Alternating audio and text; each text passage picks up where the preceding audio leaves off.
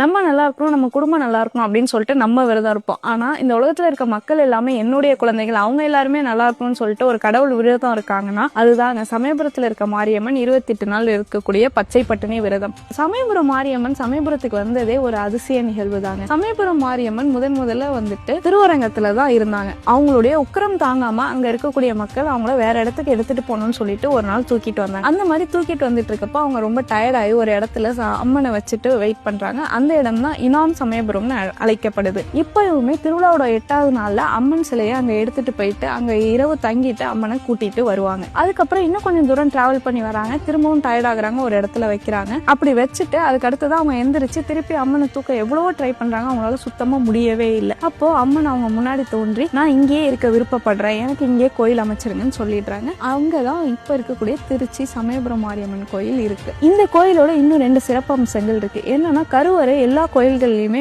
மூடிதான் இருக்கும். ஆனா இந்த கோயில்ல கருவறை மேல ஓப்பன்ல சூரிய ஒளி படுற மாதிரி இருக்கும். இந்த கோயில்ல மக்கள் தங்களுடைய வேண்டுதல்களை அம்மன் நிறைவேற்றினதுக்கு அப்புறமா எலுமிச்சை மாலையை சாத்தி தங்களுடைய நன்றி கடனை செலுத்துறாங்க. இந்த கோயிலுக்கு நீங்க போயிருக்கீங்களா அப்படின்னு மறக்காம கமெண்ட் பண்ணுங்க.